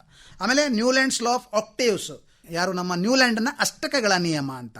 ಸೊ ಮೊದಲನೇ ಧಾತು 8ನೇ ಧಾತುವನ್ನು ಹೋಲ್ತದೆ ಹೇಳುವಂಥದ್ದು. ಆಮೇಲೆ ಮೆಂಡಲೀವ್ಸ್ ಪೀರಿಯಾಡಿಕ್ ಟೇಬಲ್. ಮೆಂಡಲೀವ್ಸ್ ಪೀರಿಯಾಡಿಕ್ ಟೇಬಲಲ್ಲಿ ಅವ್ರು ಏನು ಹೇಳ್ತಾರೆ, ಮೆಂಡಲೀವ್ಸ್ದು ಥಿಯರಿ ಅಂಥದ್ದು, ಅದರ ಪ್ರಿನ್ಸಿಪಲ್ ಏನು, ಆಮೇಲೆ ಮ್ಯಾಸ್ಲೆಯ periodic table, Moseley's periodic table ಏನು ಹೇಳ್ತದೆ ಇದನ್ನು ನಾವು ಹೇಳಬೇಕಾಗ್ತದೆ. Properties of elements are the functional periodic functions of their atomic mass, ಇದು ಮೆಂಡಲೀವ್ದು. ಆಮೇಲೆ properties of the element are the periodic functions of their atomic number, ಇದು ಮ್ಯಾಸ್ಲೆದು. ಈ 2 ಡಿಫರೆನ್ಸನ್ನು ನಾವು ಹೇಳಬೇಕಾಗ್ತದೆ. ಆಮೇಲೆ ಮೆಂಡಲೀವನಿಗೆ ಯಾಕೆ ಹೈಡ್ರೋಜನ್ಗೆ ಒಂದು ಸರಿಯಾದ ಸ್ಥಾನ ಕೊಡಲಿಕ್ಕೆ ಆಗಲಿಲ್ಲ, ಅವನ ಆವರ್ತ ಕೋಷ್ಟಕದಲ್ಲಿ ಪಿರಿಯಾಡಿಕ್ ಟೇಬಲಲ್ಲಿ why can't he provide a proper place for hydrogen in his periodic table ಅಂತ ನಾವು ಒಂದು ಪ್ರಶ್ನೆಯನ್ನು ಅನಲೈಸ್ ಮಾಡಬೇಕಾಗ್ತದೆ. ಹಾಗಾಗಿ ಅಲ್ಲೊಂದು 2-3 ಆನ್ಸರ್ಗಳನ್ನು ನಾವು ನೋಡಬೇಕಾಗ್ತದೆ. ಅದೇ ರೀತಿ ನಮಗೆ ಇಲ್ಲಿ ಮೆಂಡಲೀವ್ಸ್ ಆಯಿತು, ಮ್ಯಾಸ್ಲೆ ಆಯಿತು, ಆಮೇಲೆ ಆವರ್ತ ಮತ್ತು ಗುಂಪು ಅಂದರೆ ಏನು ಅಂತ, what R periods and groups ಅಂತ. ಪೀರಿಯಡ್ಸಲ್ಲಿ ಅಟಮಿಕ್ ಸೈಜ್ ಏನಾಗ್ತದೆ, ಗ್ರೂಪಲ್ಲಿ ಅಟಮಿಕ್ ಸೈಜ್ ಏನಾಗ್ತದೆ, ಮೆಟಲಿಕ್ ಪ್ರಾಪರ್ಟಿ, ನಾನ್ ಮೆಟಲಿಕ್ ಪ್ರಾಪರ್ಟಿ ಗ್ರೂಪಲ್ಲಿ ಮತ್ತು ಪೀರಿಯಡ್ಸಲ್ಲಿ ಏನಾಗ್ತದೆ ಅದು ಹೇಳಬೇಕಾಗ್ತದೆ. ಅದೇ ರೀತಿ ಎಲೆಕ್ಟ್ರೋ ಪಾಸಿಟಿವಿಟಿ, ಎಲೆಕ್ಟ್ರೋ ನೆಗೆಟಿವಿಟಿ ಇದು ಹೇಗಾಗ್ತದೆ ಹೇಳೋದನ್ನು ಕೂಡ ನಾವು ಪೀರಿಯಡ್ಸ್ ಮತ್ತು ಗ್ರೂಪಲ್ಲಿ ಯಾವ ರೀತಿ ಇದು ಕ್ಯಾರಿ ಆಗ್ತದೆ ಹೇಳೋದನ್ನು ನೋಡ್ಕೊಳ್ಬೇಕಾಗ್ತದೆ. ಇಷ್ಟು ಈ ಪಾಠದ ಬಗ್ಗೆ. ಇದರಲ್ಲಿ ದೊಡ್ಡ ಏನು ವಿಷಯಗಳು ಇರುವುದಿಲ್ಲ, ಆದರೆ 4 ಅಂಕಕ್ಕೆ ನೀವು ತಯಾರಾಗಬೇಕಾಗ್ತದೆ. ಇಲ್ಲಿ ಚಿತ್ರಗಳು ಯಾವುದೇ ಇಲ್ಲ ಈ ಪಾಠಕ್ಕೆ. ಇನ್ನು ಬಯಾಲಜಿಗೆ ಬಂದಾಗ, ಬಯಾಲಜಿಯಲ್ಲಿ ನಾವು ಮೊದಲು ನೋಡುವಂತಹ ಒಂದು ಪಾಠ ಯಾವುದು ಅಂತ ಹೇಳಿದ್ರೆ ಲೈಫ್ ಪ್ರೊಸೆಸಸ್ ಅಂತ. ಲೈಫ್ ಪ್ರೊಸೆಸಸ್ ಪಾಠಕ್ಕೆ ಬಂದಾಗ ಇಲ್ಲಿ ಮುಖ್ಯವಾಗಿ 4 ಅಂಕದ ಒಂದು ಚಿತ್ರ ಬರ್ತದೆ. ಈ 4 ಅಂಕದ ಚಿತ್ರ ಯಾವುದು ಅಂತ ಹೇಳಿದ್ರೆ, ಮೊಟ್ಟ ಮೊದಲನೇದಾಗಿ digestive system of human digestive system ಬರ್ತದೆ. ಇಲ್ಲಿ ಹ್ಯೂಮನ್ ಡೈಜೆಸ್ಟಿವ್ ಸಿಸ್ಟಮ್ನ ಚಿತ್ರವನ್ನು ನಾವು 4 ಅಂಕಕ್ಕೆ ರೆಡಿ ಮಾಡ್ಕೊಳ್ಬೇಕು. ಅದೇ ರೀತಿ ಹ್ಯೂಮನ್ ಹಾರ್ಟಿನ ಚಿತ್ರ ಕೂಡ ಈ ಪಾಠದಲ್ಲಿ ಇದೆ.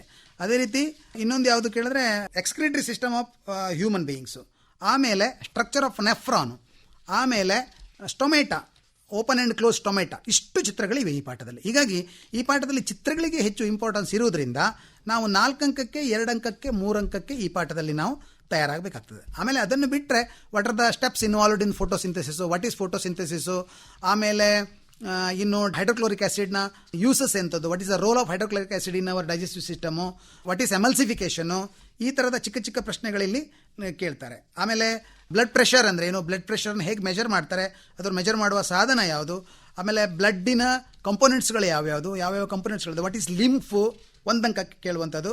ಆಮೇಲೆ ಟ್ರಾನ್ಸ್ಪೋರ್ಟೇಷನಿಗೆ ಬಂದಾಗ ಪ್ಲ್ಯಾಂಟ್ಸಲ್ಲಿ ಯಾವ ರೀತಿ ಟ್ರಾನ್ಸ್ಪೋರ್ಟೇಷನ್ ಇದೆ, ಸಾಗಾಣಿಕೆ, ಸಸ್ಯಗಳಲ್ಲಿ ಯಾವ ರೀತಿಯ ಸಾಗಾಣಿಕೆ ಇದೆ, what are the types of transporting modes in plants and what are the transporting modes of animals, ಇದರ ಬಗ್ಗೆ ಒಂದು ಕಂಪ್ಯಾರಿಟಿವ್ ಆದಂಥ ಒಂದು ಪ್ರಶ್ನೆ ಕೇಳುವಂಥ ಸಾಧ್ಯತೆ ಇದೆ. ಅದೇ ರೀತಿ ಇಲ್ಲಿ ಎಕ್ಸ್ಕ್ರಿಷನಿಗೆ ಬಂದಾಗ ಎಕ್ಸ್ಕ್ರಿಷನಲ್ಲಿ 2 ಚಿತ್ರಗಳಿವೆ ಮತ್ತು ವಾಟ್ ಈಸ್ ಎಕ್ಸ್ಕ್ರಿಷನ್ ಅಂತ ಕೇಳ್ಬೋದು, ಎಕ್ಸ್ಕ್ರಿಟರಿ ಪಾರ್ಟ್ಸ್ಗಳು ಯಾವುದು ಅಂತ 1 ಅಂಕಕ್ಕೆ ಕೇಳುವ ಸಾಧ್ಯತೆ ಇದೆ. ಆದರೆ ಈ ಪಾಠದಲ್ಲಿ ಹೆಚ್ಚಾಗಿ 4 ಅಂಕದ ಚಿತ್ರ ಅಥವಾ 2 ಅಂಕದ ಚಿತ್ರಗಳು ಇರುವುದರಿಂದ ಉಳಿದ ಒಂದು 3-4 ಅಂಕ ಅಂದರೆ ಸುಮಾರು 5ರಿಂದ 6 ಅಂಕಗಳು ಈ ಪಾಠಕ್ಕೆ ನಿಗದಿ ಆಗ್ತದೆ. ಹೀಗಾಗಿ ಇಲ್ಲಿ ಚಿತ್ರಕ್ಕೆ ಹೆಚ್ಚು ಮಹತ್ವ ಇರುವುದರಿಂದ 22 ಅಂಕ ಇದೆ ಇಲ್ಲಿ. ಅಂದರೆ 22 ಅಂಕ ಅಂತಂದರೆ ಸುಮಾರು ಒಂದು 7 ಅಂಕ ಅಥವಾ 6 ಅಂಕ ಈ ಪಾಠಕ್ಕೆ ಬರ್ತದೆ. 4 ಅಂಕಕ್ಕೆ ಚಿತ್ರ ಹೋದ್ಬಿಟ್ರೆ ಅಲ್ಲೊಂದು 2 ಅಂಕದ ಪ್ರಶ್ನೆಗಳು ಮಾತ್ರ 1 ಅಂಕದ ಅಥವಾ 2 ಅಂಕದ ಪ್ರಶ್ನೆಗಳು ಬರುವ ಸಾಧ್ಯತೆ ಇದೆ. ಇನ್ನು ನೆಕ್ಸ್ಟು ಕಂಟ್ರೋಲ್ ಆ್ಯಂಡ್ ಕೋಆರ್ಡಿನೇಷನ್ ಅಂತ, ನಿಯಂತ್ರಣ ಮತ್ತು ಸಹಭಾಗಿತ್ವ. ಈ ಪಾಠದಲ್ಲಿ ಕೂಡ ಒಂದು ನ್ಯೂರಾನ್ನ ಚಿತ್ರ ಇದೆ 2 ಮಾರ್ಕ್ಸಿಗೆ ಚಿತ್ರಕ್ಕೆ ಬಂದವಾಗ. ಅದೇ ರೀತಿ ಹ್ಯೂಮನ್ ಬ್ರೈನ್ ಅಂತೂ ಇದು 4 ಅಂಕಕ್ಕೆ ಬರುವಂತಹ ಚಿತ್ರ. ಇದನ್ನು ಭಾಳ ಚೆಂದಾಗಿ ನಾವು ಕಲ್ತ್ಕೊಳ್ಬೇಕಾಗ್ತದೆ. ಆಮೇಲೆ 1 ಅಂಕಕ್ಕೆ ಬರುವಂಥದ್ದು ರಿಫ್ಲೆಕ್ಸ್ ಆ್ಯಕ್ಷನ್ ಅಂದರೆ ಎಂಥದ್ದು, ವಾಟ್ ಈಸ್ ರಿಫ್ಲೆಕ್ಸ್ ಆರ್ಕ್, ಆಮೇಲೆ ಹ್ಯೂಮನ್ ಬ್ರೈನಲ್ಲಿ ಬೇರೆ ಬೇರೆ ಸ್ಪಾಟ್ಗಳಲ್ಲಿ ಯಾವ್ಯಾವುದು ಅವುಗಳ ಫಂಕ್ಷನ್ಸ್ ಏನು ಅಂತ ಹೇಳುವಂಥದ್ದು, ಆಮೇಲೆ ರಿಫ್ಲೆಕ್ಸ್ ಆರ್ಕಿನ ಬಗ್ಗೆ ಒಂದು ಡೆಫಿನೇಷನ್ ಕೂಡ ಬರುವಂಥ ಸಾಧ್ಯತೆ 1 ಅಂಕಕ್ಕೆ ಇರ್ತದೆ. ಅದೇ ರೀತಿ ಯಾವ್ಯಾವ ನಮ್ಮ ಬ್ರೈನಲ್ಲಿ ಯಾವ್ಯಾವ ಜಾಗಗಳಲ್ಲಿ ಯಾವ್ಯಾವ ಕ್ರಿಯೆಗಳು ನಡೀತದೆ ಅಂತ, ಫಾರ್ ಎಕ್ಸಾಂಪಲು ಸೆರೆಬ್ರಮ್ಮಲ್ಲಿ ಏನಾಗ್ತದೆ, ಸೆರೆಬೆಲ್ಲಮ್ನ ಕಾರ್ಯ ಏನು, ಸೆರೆಬ್ರಮ್ನ ಕಾರ್ಯವೇನು, ಹೈಪೋಥಲಮಸ್ನ ಕಾರ್ಯವೇನು, ಆಮೇಲೆ Pond's, medulla, mid brain, pituitary gland, ಇವುಗಳ ಬಗ್ಗೆ ಎಲ್ಲ 1 ಅಂಕಕ್ಕೆ 1 ಪ್ರಶ್ನೆಗಳನ್ನು ಕೇಳುವಂಥ ಸಾಧ್ಯತೆ ಇದೆ. ಅದೇ ರೀತಿ ಸಸ್ಯಗಳಿಗೆ ಬಂದಾಗ ಅಲ್ಲಿ ಸ್ಟಿಮ್ಯುಲಸ್ ಮತ್ತು ರೆಸ್ಪಾನ್ಸ್ ಯಾವ ರೀತಿ ಕೊಡ್ತವೆ ಸಸ್ಯಗಳು ಅಂತ, ಫೋಟೋಟ್ರೋಪಿಸಮು, ಹೈಡ್ರೋಟ್ರೋಪಿಸಮು, ಕೀಮೋಟ್ರೋಪಿಸಮು, ಅದೇ ರೀತಿ ಜಿಯೋಟ್ರೋಪಿಸಮ್, ಇದ್ರ ಮೇಲೆ ಒಂದು ಕ್ವಶನ್ಸು. ಅದೇ ರೀತಿ ಪ್ಲಾಂಟ್ ಹಾರ್ಮೋನ್ಸ್ಗಳು ಬಂದಾಗ ಅಲ್ಲಿ 4 ಇದ್ದಾವೆ: ಆಕ್ಸಿನ್ನು, ಜಿಬರ್ಲಿನ್ನು, ಸೈಟೋಕೈನಿನ್ ಮತ್ತು ಆಪ್ಸಿಸಿಕ್ ಆಮ್ಲ. ಈ 4ರದ್ದು ಒಂದೊಂದು ಫಂಕ್ಷನ್ ಕೇಳ್ತಾರೆ. ಈ 4ರಲ್ಲಿ ಒಂದಂತೂ ನಾವು ಡೆಫಿನೆಟ್ ಆಗಿ ಹೇಳಬೇಕು. ಅಥವಾ ಹೈಡ್ರೋಟ್ರೋಪಿಸಮು, ಪ್ರೋಟೋಟ್ರೋಪಿಸಮು, ಜಿಯೋಟ್ರೋಪಿಸಮ್ ಮತ್ತು ಕೀಮೋಟ್ರೋಪಿಸಮ್, ಈ 4ರಲ್ಲಿ ಯಾವುದಾದ್ರೂ ಒಂದು ಅಂಕದ ಅಥವಾ 2 ಅಂಕದ ಪ್ರಶ್ನೆಯಲ್ಲಿ ಖಂಡಿತವಾಗಿ ಬರ್ತದೆ. ಆಮೇಲೆ ಎಂಡೋಕ್ರೈನ್ ಗ್ಲ್ಯಾಂಡ್ಸಿಗೆ ಬಂದಾಗ ಹ್ಯೂಮನ್ಸಲ್ಲಿ ಯಾವ್ಯಾವ ಎಂಡೋಕ್ರೈನ್ ಗ್ಲ್ಯಾಂಡ್ಸ್ಗಳು ಇದ್ದಾವೆ, ಪಿಟ್ಯೂಟರಿ ಗ್ಲ್ಯಾಂಡ್ ಏನು ಮಾಡ್ತದೆ, ಪಿಟ್ಯೂಟರಿ ಹಾರ್ಮೋನಲ್ಲಿ ಏನಾಗ್ತದೆ, ಜಿಜಾಂಟಿಸಮ್ ಮತ್ತು ಡ್ವಾರ್ಪಿಸಮ್ ಬರುವಂಥದ್ದು. ಆಮೇಲೆ thyroid gland, thyroid it's a personality ಹಾರ್ಮೋನಲ್ಲಿ ಥೈರಾಕ್ಸಿನ್ ಬರುವಂಥದ್ದು. ಅದೇ ರೀತಿ ಪ್ಯಾಂಕ್ರಿಯಾಸು ಇನ್ಸುಲಿನ್ ಕ್ರಿಯೇಟ್ ಮಾಡ್ತದೆ, ಡಯಾಬಿಟಿಸ್ಗೆ ಸಂಬಂಧಪಟ್ಟಾಗಿ ಬರುವಂಥದ್ದು. Adrenal glands it is an emergency hormone ಅನ್ನು ಕ್ರಿಯೇಟ್ ಮಾಡ್ತದೆ, ಅಡ್ರಿನಾಲಿನ್ ಎಲ್ಲಿರ್ತದೆ ಕೇಳಿದ್ರೆ ನಮ್ಮ ಕಿಡ್ನೀಸ್ ಮೇಲೆ ಇರ್ತದೆ, ಟೋಪಿ ಆಕಾರದಲ್ಲಿ ಇರುವಂಥದ್ದು. ಆಮೇಲೆ ಟೆಸ್ಟಿಸ್ಸು, ವೃಷಣಗಳ ಕಾರ್ಯ ಎಂಥದ್ದು ಅಂತ ಹೇಳಿದ್ರು, ವೀರ್ಯಾಣುಗಳನ್ನು ಉತ್ಪತ್ತಿ ಮಾಡುತ್ತು, ಸೆಮೈನನ್ನು ಪ್ರೊಡ್ಯೂಸ್ ಮಾಡುತ್ತೆ. ಆಮೇಲೆ ಪ್ರೊಸ್ಟೇಟ್ ಗ್ಲ್ಯಾಂಡ್ ಏನು ಮಾಡ್ತದೆ, ಪ್ರೊಸ್ಟೇಟ್ ಗ್ಲ್ಯಾಂಡ್ ಅದಕ್ಕೆ ಬೇಕಾದ ಫ್ಲೂಯಿಡನ್ನು ಕೊಡುವಂಥದ್ದು. ಇದು ಕೂಡ 1 ಅಂಕದ ಪ್ರಶ್ನೆ ಬರುವಂಥದ್ದು. ಆಮೇಲೆ ಓವರಿಗೆ ಬಂದಾಗ ನೀವು ಹೆಣ್ಣು ಸಂತಾನೋತ್ಪತ್ತಿ ಹಾರ್ಮೋನು, ಗಂಡು ಸಂತಾನೋತ್ಪತ್ತಿ ಹಾರ್ಮೋನು ಬಂದಾಗ ಅಲ್ಲಿ ಪ್ರೊಜೆಸ್ಟಿರಾನು, ಟೆಸ್ಟೋಸ್ಟಿರಾನ್ಗಳ ಬಗ್ಗೆ ಗೊತ್ತಿರಬೇಕು. ಗಂಡು ಸಂತಾನೋತ್ಪತ್ತಿಗೆ ಪ್ರೊಜೆಸ್ಟಿರಾನು, ಗಂಡು ಸಂತಾನೋತ್ಪತ್ತಿಗೆ ಟೆಸ್ಟೋಸ್ಟಿರಾನು, ಹೆಣ್ಣು ಸಂತಾನೋತ್ಪತ್ತಿಗೆ ಪ್ರೊಜೆಸ್ಟಿರಾನು, ಈ ಹಾರ್ಮೋನುಗಳ ಬಗ್ಗೆ ಪರಿಚಯ ಇರಬೇಕು. ಒಂದು ಪ್ರಶ್ನೆ ಖಂಡಿತವಾಗಿ ಆ ಪಾಠಕ್ಕೆ ಬರುವಂಥದ್ದು. ಅದೇ ರೀತಿ ಮುಂದಕ್ಕೆ ಹೋದರೆ ನಾವು ನಮ್ಮ ಪರಿಸರ, ಅವರ್ ಎನ್ವಿರಾನ್ಮೆಂಟ್, ಈ ಪಾಠದಲ್ಲಿ ಬರುವಂಥದ್ದು 2 ಅಂಕ ಅಥವಾ 3 ಅಂಕ ಮಾತ್ರ ಬರುವಂಥದ್ದು. ಮುಖ್ಯವಾಗಿ ಫುಡ್ ಚೈನು, ಫುಡ್ ವೆಬ್ ಬಗ್ಗೆ ಒಂದು ಪ್ರಶ್ನೆ ಖಂಡಿತವಾಗಿ ಬರ್ತದೆ. ಅದೇ ರೀತಿ ನೆಕ್ಸ್ಟ್ ಬರುವಂಥದ್ದು ಓಝೋನ್ ಮೇಲೆ. ಓಝೋನ್ ಎಲ್ಲಿ ಆಗ್ತದೆ, ಎಲ್ಲಿ ಇದೆ, ಸ್ಟ್ರಾಟೋಸ್ಫಿಯರಲ್ಲಿ ಇದೆ. ಇಲ್ಲಿಂದ ಸುಮಾರು 15 to 60 ಕಿಲೋಮೀಟರ್ಸಲ್ಲಿ ಸ್ಟ್ರಾಟೋಸ್ಫಿಯರ್ ಇದೆ. ಆ ಸ್ಟ್ರಾಟೋಸ್ಫಿಯರಲ್ಲಿ ಓಝೋನ್ ಇದೆ ಅಂತ. What is the reasons for ozone depletions, which is responsible for depletion of ozone ಅಂತ. ಅಲ್ಲಿ CFC, ಕ್ಲೋರೋಫ್ಲೋರೋ ಕಾರ್ಬನ್. ಮತ್ತು ಅದರಿಂದ ಏನಾಗ್ತದೆ ಅಂತ, what are the effects of ozone depletion ಅಂತ, ಇದನ್ನು ನಾವು ಹೇಳಬೇಕಾಗ್ತದೆ. ಆಮೇಲೆ ಫುಡ್ ವೆಬ್ಬನ್ನು ರಚನೆ ಮಾಡಲಿಕ್ಕೆ ನಮ್ಗೆ ಗೊತ್ತಿರಬೇಕು, ಫುಡ್ ಚೈನನ್ನು ರಚನೆ ಮಾಡಲಿಕ್ಕೆ ನಮಗೆ ಗೊತ್ತಿರಬೇಕು. ಸೊ ಇದು 2 ಅಂಕಕ್ಕೆ ಸೀಮಿತವಾದಂಥ ಪ್ರಶ್ನೆ.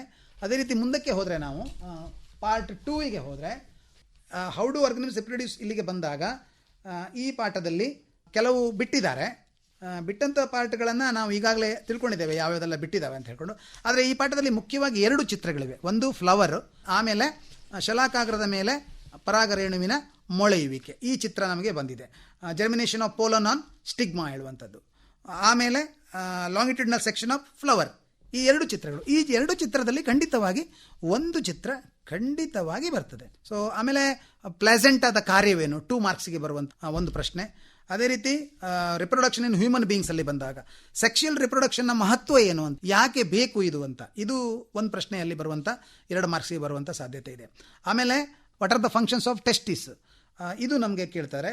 ಆಮೇಲೆ ಫಿಮೇಲ್ ರಿಪ್ರೊಡಕ್ಟಿವ್ ಸಿಸ್ಟಮಿಗೆ ಬಂದಾವಾಗ ಇಲ್ಲಿ ಚಿತ್ರ ಇಲ್ಲ ಅದರದ್ದು, ಅಲ್ಲಿ ಬಂದಾವಾಗ ಅಂಡಾಶಯಕ್ಕೆ ಸಂಬಂಧಪಟ್ಟಾಗೆ ಕೇಳ್ತಾರೆ, ಗರ್ಭಕೋಶಕ್ಕೆ ಸಂಬಂಧಪಟ್ಟಾಗೆ ಕೇಳ್ತಾರೆ, ಪ್ಲೆಸೆಂಟಾಗೆ ಸಂಬಂಧಪಟ್ಟಾಗೆ ಕೇಳ್ತಾರೆ ಪ್ರಶ್ನೆಗಳನ್ನು. 1 ಅಂಕ ಅಥವಾ 2 ಅಂಕದ ಪ್ರಶ್ನೆಗಳನ್ನು ಕೇಳ್ತಾರೆ. What happens when the egg is not fertilised ಅಂತ, ಆವಾಗ ಏನಾಗ್ತದೆ ಅಂತ 2 ಅಂಕಕ್ಕೆ ಕೇಳುವಂಥ ಪ್ರಶ್ನೆ ಕೇಳುವಂಥ ಸಾಧ್ಯತೆ ಇದೆ. ಇಲ್ಲಿ ಚಿತ್ರಗಳು ಈಗಾಗಲೇ ನಾನು ಹೇಳಿದೆ ಈ ಪಾಠದಲ್ಲಿ. ಆಮೇಲೆ ಮುಂದಿನ ಒಂದು ಜೀವಶಾಸ್ತ್ರದ ಪಾಠ ಯಾವುದು ಅಂತ ಹೇಳಿದ್ರೆ ಹೆರಿಡಿಟಿ ಆ್ಯಂಡ್ ಇವಾಲ್ಯೂಷನ್. ಅಲ್ಲಿ ಮೆಂಡಲಿಯನ್ ಥಿಯರಿಯನ್ನು ನಾವು ನೋಡಬೇಕಾಗ್ತದೆ. ಮೆಂಡಲಿಯನ್ ಥಿಯರಿಯಲ್ಲಿ ನಾವು ಮೊಟ್ಟ ಮೊದಲನೇದಾಗಿ ಚೆಕ್ಕರ್ ಬೋರ್ಡಿಗೆ ನಾವು ಮಹತ್ವವನ್ನು ಕೊಡಬೇಕು. ಚೆಕ್ಕರ್ ಬೋರ್ಡಿಗೆ ಮಹತ್ವವನ್ನು ಕೊಟ್ಟಾಗ ಅಲ್ಲಿ 3 ಮಾರ್ಕಿನ ಚೆಕ್ಕರ್ ಬೋರ್ಡ್ ಬರ್ಬೋದು. ಏಕತಳೀಕರಣ ಮೊನೋಹೈಬ್ರಿಡೇಷನಲ್ಲಿ F1 F2 ಬರ್ಬೋದು, ಡೈಹೈಬ್ರಿಡೇಷನಲ್ಲಿ F1 F2 ಬರ್ಬೋದು. ಹೀಗಾಗಿ ಚೆಕ್ಕರ್ ಬೋರ್ಡ್ ಒಂದು ನಾವು ಪರ್ಫೆಕ್ಟ್ ಆಗಿ ಮಾಡಿಕೊಡ್ಬೇಕಾಗ್ತದೆ. ಆಮೇಲೆ ಇಲ್ಲಿ what is the law of dominance, what are recessive traits and what are dominant traits ಅಂತ ಹೀಗೆ ಕೇಳ್ಬೋದು. ಇನ್ನು ಇಂಪಾರ್ಟೆಂಟ್ ಆಗಿ ಸೆಕ್ಸ್ ಡಿಟರ್ಮಿನೇಷನ್ ಇನ್ ಮ್ಯಾನ್, ಅದನ್ನು ನಾವು 1 ಅಂಕದ ಈ ಸಲದ ಪ್ರಶ್ನೆ ಪತ್ರಿಕೆಯಲ್ಲಿ 3 ಅಂಕಕ್ಕೆ ಈ ಪ್ರಶ್ನೆಯನ್ನು ಕೇಳಿದ್ದಾರೆ. ನಾವು ಇದನ್ನು ಎಲಾಬರೇಟ್ ಆಗಿ ಬರೀಬೇಕಾಗ್ತದೆ, ಸೆಕ್ಸ್ ಡಿಟರ್ಮಿನೇಷನ್ ಹೇಗಾಗ್ತದೆ. ಇನ್ನು ಇವಾಲ್ಯೂಷನಿಗೆ ಬಂದಾವಾಗ ಅಲ್ಲಿ ವಾಟ್ ಈಸ್ ಜೆನೆಟಿಕ್ ಡ್ರಿಫ್ಟ್ ಅಂತ ಕೇಳ್ಬೋದು. ಆಮೇಲೆ ಅನಾಲೋಗಸ್ ಮತ್ತು ಹೋಮೋಲೋಗಸ್ ಆರ್ಗನ್ಸ್ಗಳ ಡಿಫರೆನ್ಷಿಯೇಷನ್ ಕೇಳ್ಬೋದು, ಅಥವಾ ಅವುಗಳ ಕ್ಯಾರೆಕ್ಟರಿಸ್ಟಿಕ್ಸನ್ನು ಕೇಳ್ಬೋದು. ಎಕ್ಸಾಂಪಲ್ ಕೇಳ್ಬೋದು. ವಾಟ್ ಈಸ್ ಸ್ಪೀಸಿಯೇಷನ್ ಅಂತ 1 ಅಂಕಕ್ಕೆ ಕೇಳ್ಬೋದು. What are the reasons for speciation, ಪ್ರಭೇದೀಕರಣಕ್ಕೆ ಕಾರಣಗಳೇನು, ಪ್ರಭೇದೀಕರಣ ಎಂದರೇನು, ಹೀಗೆ ಕೇಳ್ಬೋದು. ಫಾಸೈಲೇಷನ್ಗೆ ಸಂಬಂಧಪಟ್ಟಾಗೆ ವಾಟ್ ಆರ್ ಫಾಸಿಲ್ಸ್ ಅಂತ ಕೇಳ್ಬೋದು. How we can trace the evolutionary relationships ಅಂತ ಈ ರೀತಿ ಪ್ರಶ್ನೆ ಕೇಳಿದವಾಗ ಅಲ್ಲಿ ನಾವು ಉತ್ತರ ಕೊಡಲಿಕ್ಕೆ ಸಾಧ್ಯತೆಗಳು ಇದೆ. ಸೊ ಇದು ನಮ್ಮ ಹೆರಿಡಿಟಿ ಮತ್ತು ಇವ್ಯಾಲ್ಯೂಷನ್ ಈ ಪಾಠಕ್ಕೆ ಸಂಬಂಧಪಟ್ಟ ಹಾಗೆ. ಇನ್ನು ಸೋರ್ಸಸ್ ಆಫ್ ಎನರ್ಜಿಗೆ ಬಂದಾಗ ಇಲ್ಲಿ ನಮಗೆ 1 ಅಂಕದ ಪ್ರಶ್ನೆಗಳು ಬರ್ತದೆ. ಅದೇ ರೀತಿ 3 ಅಂಕದ ಅಥವಾ 2 ಅಂಕದ ಒಂದು ಚಿತ್ರ ಬರುವಂಥ ಸಾಧ್ಯತೆ ಕೂಡ ಉಂಟು. ಯಾವ ಚಿತ್ರಪ್ಪ ಅಂತ ಹೇಳಿದ್ರೆ ಅದು ನಿಮಗೆ ಗೊತ್ತಿದೆ, ಬಯೋಗ್ಯಾಸ್ ಮಾಡುವಂಥದ್ದು, schematic diagram of biogas plant ಅಂತ. ಇದು ಇಷ್ಟು ವರ್ಷ ಬಂದಿಲ್ಲ, ಬಟ್ ಈ ವರ್ಷ ಬರುವಂಥ ಸಾಧ್ಯತೆ ಇದೆ. ಟ್ರೆಡಿಷನಲ್ ಟೈಪ್ ಆಫ್ ಫ್ಯೂಯಲ್ಸ್ಗಳು ಮತ್ತು ನಾನ್ ಟ್ರೆಡಿಷನಲ್ ಟೈಪ್ ಆಫ್ ಫ್ಯೂಯಲ್ಸ್ಗಳು, ಅದರ ಬಗ್ಗೆ ಒಂದು ಪ್ರಶ್ನೆ ಕೇಳ್ತಾರೆ. ಮುಖ್ಯವಾಗಿ ಇಲ್ಲಿ ವ್ಯಾಲ್ಯೂಸ್ಗಳ ಮೇಲೆ ಕ್ವಶನ್ಸ್ ಕೇಳೋದ್ರಿಂದ ನಾವು ಜನರಲ್ ಆಗಿ ಬರೆಯುವಂಥ ಒಂದು ಹ್ಯಾಬಿಟನ್ನು ಈ ಪಾಠದಲ್ಲಿ ಇಟ್ಕೊಳ್ಬೇಕು. ಆಮೇಲೆ ವಾಟ್ ಆರ್ ಫಾಸಿಲ್ ಫ್ಯೂಯಲ್ಸ್ ಅಂತ, ಆಮೇಲೆ ನಮ್ಮ ಯಾವುದು ಥರ್ಮಲ್ ಪವರ್ ಪ್ಲಾಂಟಲ್ಲಿ ಯಾವ ರೀತಿ ಆಗ್ತದೆ, ಹೈಡ್ರೋ ಪವರ್ ಪ್ಲಾಂಟಲ್ಲಿ ಯಾವ ರೀತಿ ಫ್ಯೂಯಲನ್ನು ಜನರೇಟ್ ಮಾಡ್ಬೋದು, ಯಾವ್ಯಾವ ಟೆಕ್ನಾಲಜಿಗಳನ್ನು ಯೂಸ್ ಮಾಡ್ಬೋದು ಹೇಳುವಂಥದ್ದು. ಆಮೇಲೆ ವಿಂಡ್ ಎನರ್ಜಿ ಬಗ್ಗೆ ಕೇಳ್ಬೋದು, ಜಿಯೋಥರ್ಮಲ್ ಎನರ್ಜಿ ಬಗ್ಗೆ ಪ್ರಶ್ನೆ ಕೇಳ್ಬೋದು, nuclear fusion and nuclear fission ಬಗ್ಗೆ ಕೇಳ್ಬೋದು. ಎಲೆಕ್ಟ್ರಿಸಿಟಿ ಜನರೇಟ್ ಮಾಡಲಿಕ್ಕೆ 1 ಮಾರ್ಕಿಗೆ ಪ್ರಶ್ನೆಗಳನ್ನು ಕೇಳುವಂಥದ್ದು. ವಿಂಡ್ ಎನರ್ಜಿ ಎಲ್ಲ ಕಡೆಗೆ ಯೂಸ್ ಯಾಕೆ ಆಗುದಿಲ್ಲ ಅಂತ, it is not universal why ಅಂತ ಕೇಳ್ಬೋದು. ರೀಸನ್ಸ್ ಕೇಳ್ಬೋದು ಯಾಕೆ ಆಗುದಿಲ್ಲ ಅಂತ. ಅತಿ ಮುಖ್ಯವಾಗಿ ಇಲ್ಲಿ ಕೇಳುವಂಥದ್ದು ಸೋಲಾರ್ ಕುಕ್ಕರ್, ಅದರದ್ದು ಮ್ಯಾರಿಟ್ಸ್ ಆ್ಯಂಡ್ ಡಿಮೆರಿಟ್ಸ್, ಹಾಗೆ what is solar cell, what are solar panels ಅಂತ ಆ ರೀತಿ ಕೇಳ್ಬೋದು. ಅಲ್ಲಿ ಎಷ್ಟು ಕರೆಂಟ್ ಉತ್ಪತ್ತಿ ಆಗ್ತಿರುವಂಥ 1 ಅಂಕದ ಪ್ರಶ್ನೆ ಕೇಳ್ಬೋದು. ಹೀಗಾಗಿ ಇಲ್ಲಿ 2 ಅಂಕದ ಪ್ರಶ್ನೆ ಅಥವಾ 3 ಅಂಕದ ಒಂದು ಚಿತ್ರ, 2 ಅಂಕದ ಒಂದು ಪ್ರಶ್ನೆ ಅಥವಾ 1 ಅಂಕದ ಎಂದರೇನು, what are solar cells, what is solar panel, ಈ ರೀತಿಯ ಚಿಕ್ಕ ಚಿಕ್ಕ ಪ್ರಶ್ನೆಗಳನ್ನೇ ಕೇಳ್ಬೋದು. ವಾಟ್ ಈಸ್ ಜಿಯೋಥರ್ಮಲ್ ಎನರ್ಜಿ, ಈ ಥರದ ಚಿಕ್ಕ ಚಿಕ್ಕ ಪ್ರಶ್ನೆಗಳಿಗೆ ಇಲ್ಲಿ ಅವಕಾಶ ಇದೆ. ಇನ್ನು sustainable management of natural resources ಈ ಪಾಠ ಇವನ್ನ ಈ ಸಲ ಬಿಟ್ಟಿದ್ದಾರೆ. ಆಮೇಲೆ human I and control colourful world ಈ ಪಾಠವನ್ನು ಕೂಡ ಬಿಟ್ಟಿದ್ದಾರೆ. ಬಹುಶಃ ನಾವು ಭೌತಶಾಸ್ತ್ರ, ರಸಾಯನಶಾಸ್ತ್ರ ಮತ್ತು ಜೀವಶಾಸ್ತ್ರದ ಒಂದಿಷ್ಟು ಅಂಶಗಳನ್ನು 1 ಅಂಕಕ್ಕೆ, 2 ಅಂಕಕ್ಕೆ ಮತ್ತು 3 ಅಂಕಕ್ಕೆ ನಮ್ಮ ಕ್ಷಿಪ್ರವಾದ ಒಂದು ವಿಶ್ಲೇಷಣೆ ವಿಜ್ಞಾನ ವಿಷಯಕ್ಕೆ ಸಂಬಂಧಪಟ್ಟ ಹಾಗೆ. ಧನ್ಯವಾದಗಳು.